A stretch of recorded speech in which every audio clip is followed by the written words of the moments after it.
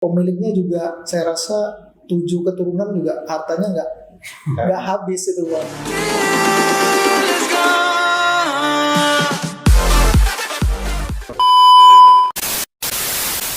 Kembali bersama kami di Caldera Talk. Hari ini kami bersama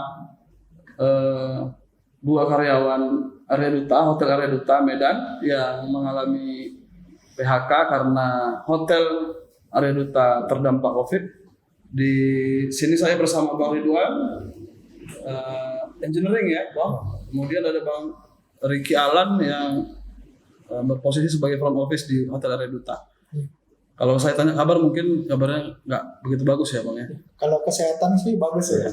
Cuman kalau ekonomi nih ya, kalau ekonomi berat sekali Bang. Ya. Jadi memang kita merasa COVID ini memang membunuh pelan-pelan atau sementara?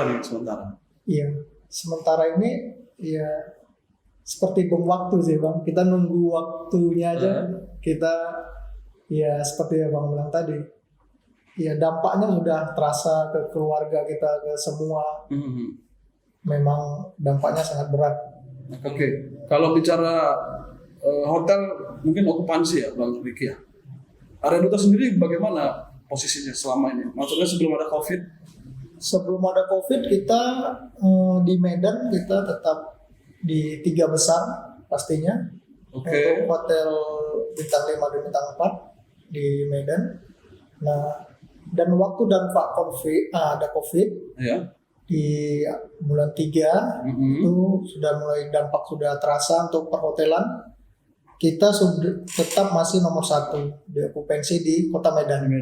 Iya. Artinya kalau dikatakan perusahaan nggak punya uang misalnya gitu ya, dalam arti kita hanya diberikan pesangon apa namanya, uang apa namanya, kompensasi uang pisang hanya 1 bulan 2 bulan gitu ya. Sebenarnya nggak masuk akal juga, kita tahu bagaimana. Iya, sebenarnya kalau kita lihat perusahaan ini kan bukan baru ya Bang. Hotel kita juga sudah 13 tahun di Medan. Selama ini ya berkeuntungan terus ya setiap bulannya dengan okupansi yang banyak. Nah, dengan dampak baru sebulan ini mereka memang menyampaikan ya kita tidak ada uang, tidak ada ini. Ya kita mengerti memang okupansi sudah menurun dan pendapatan menurun. Ya. Tapi kalau dari segi mungkin keuangan perusahaan, saya rasa perusahaan sebesar Area Duta Group ini pasti memiliki dana yang besar. Makanya kita mencoba menggugat atau mengadukan persoalan ini ya, supaya kita dapat keadilan seperti itu ya. Setelah di PHK, kondisi kawan-kawan setahu Abang bagaimana? Ini ada 136 orang ya, benar Bang, yang di PHK. Nah, kalau kondisi kawan-kawan sendiri ada dapat info nggak? Apakah kalian masih komunikasi di grup? tapi kalau kayak gini udah beralih profesi semua Bang. Ada kawan yang kita dengar di mana kerja jualan sayur, di mana kerja ya apa yang dapat lah katanya. Itu aja Bang. Udah ada jualan sayur. Udah ada jual sayur juga Bang. Udah, yang penting ada untuk menyambung hidup kan gitu memang. Udah ada yang jual sepeda motor nggak? Kalau TV, sepeda motor rasa sudah sih Bang. Udah ada yang jualan. Tinggal nunggu yang masih kredit ini ditarik lah Bang. Oh iya ya. Mengerikan juga. Ini Bang, yang sedihnya juga Bang, kan kondisi kayak gini kan Bang, harusnya Bang, kita kan kondisinya harus fit, harus istilahnya stamina kita harus sehat gitu Bang. Namanya penyakit kita kan nggak mau tahu deh Bang ya kan kondisi gimana. Yang sedihnya saat kondisi gini ya ada yang sakit teman kita, mereka mau klaim pakai BPJS, ternyata BPJS kita pun sudah ditutup gitu Bang. Sudah dimatikan dari perusahaan sebagian. Nah kalau kalian sendiri Bang ada komunikasi nggak dengan misalnya teman-teman dari karyawan hotel lain misalnya? Iya. Ini menyangkut menyangkut perlakuan. Apakah mereka juga mendapat perlakuan yang sama dengan kalian misalnya? Iya. Ini yang kita cukup sesalkan sebenarnya. Kita Area Duta Medan ini pertama yang di PHK massal dan kita kemarin laporan dari Snaker juga, kita minta bantuan dari DPRD Kota Medan. Memang belum ada solusi, belum ada kesepakatan di antara kita. Jadi hal ini mungkin dilihat oleh hotel-hotel lain, pemilik usaha hotel-hotel lain. Jadi beberapa hotel kemarin ada yang sudah hubungi kita, sudah mulai di PHK juga tanpa memberikan pesangon apa-apa juga. sudah mulai ikut gitu ya. Jadi apa yang dilakukan Arya Duta ini mulai dicontoh nih oleh beberapa hotel. Iya. Oh ini kayaknya perlu kita panggil pengusaha hotel ini ya. Apa maksud orangnya gitu ya. Kalau memang nggak cocok nanti kita harus komunikasikan itu dengan baik ke siapa? Pemerintah barangkali.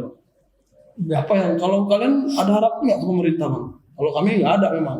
Malah ini kali kan udah. Iya sebenarnya ya kita masih ada berharap ke pemerintah karena jalurnya ya harus kita lapor itu ke pemerintah walaupun tidak gimana ya tidak serius gitu ya bang menangani ini jadi ya kita lihat bertele-tele gitu menangani COVID-nya gitu. Menangani COVID dan menangani dampaknya ini bang. Oke. Serius pemerintah serius cuman memang mungkin ada yang main-main tapi nggak tahu lah ya. Kalau harapan dari kita sendiri bang, PHK ini yang kita gugat lah ya atau yang kita tuntut ini akan kemana arah? Kawan-kawan di Arya Duta akan seperti apa berjuang untuk tuntutan ini? Apakah misalnya mengadukan ini ke presiden misalnya? Mungkin langkah-langkah ya bang ya, langkah-langkah dari awal kita sudah ambil langkah, kita buat pengaduan ke Disnaker, ternyata hotel sudah buat surat pengaduan duluan, bahwasannya mereka tutup permanen. Oh, kata mereka tutup permanen, tapi kawan-kawan yang tanda tangan kontrak tadi, perjanjian bersama tadi, mereka akan di-hire kembali. Jadi di mana tutup permanennya itu kita nggak tahu juga bang kan itu kan bang. Nah yang kedua kita sudah lapor ke Disnaker telah memanggilkan layangan surat panggilan, udah mediasi selama 3 kali. Di mediasi pertama mereka tidak datang gitu kan bang.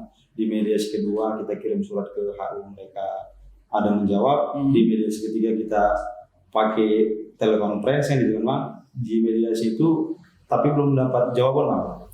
Nah, kemudian kita tunggu lagi hari Selasa kemarin, di tanggal 5 kemarin kita tunggu.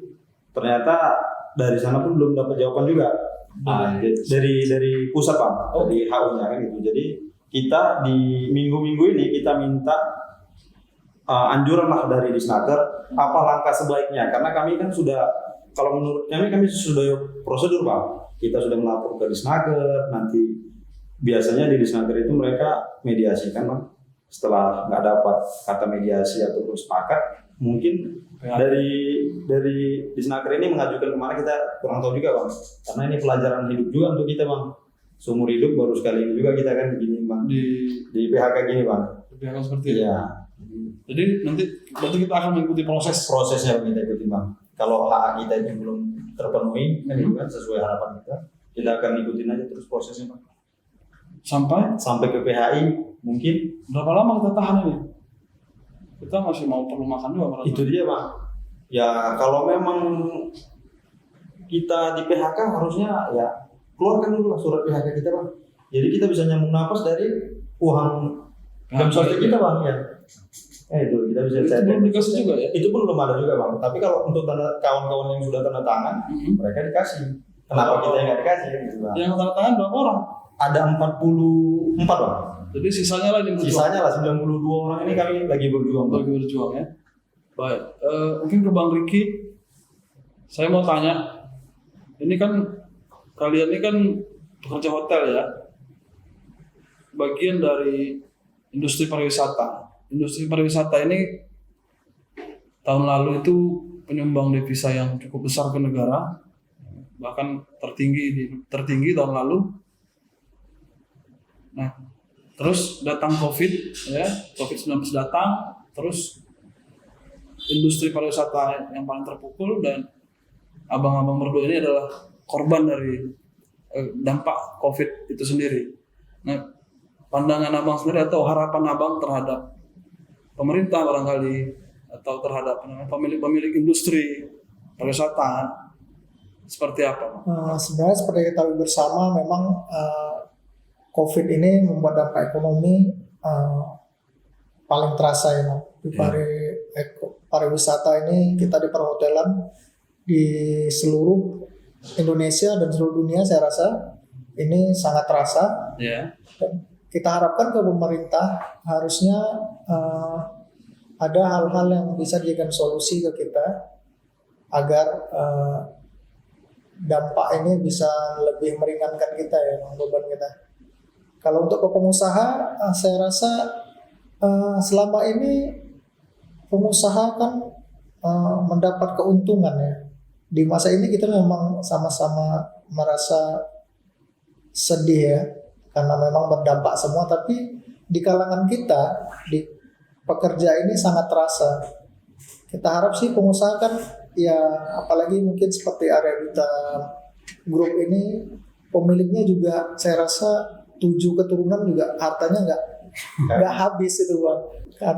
Jadi apalah salahnya memang membantu ya yang selama ini telah memberikan dia keuntungan, yang telah ya membuat dia mendapat pendapatan gitu. Kita kan yang di bawah ini yang bekerja, selama ini kita dilatih di perhotelan untuk memiliki empati, simpati, punya integritas.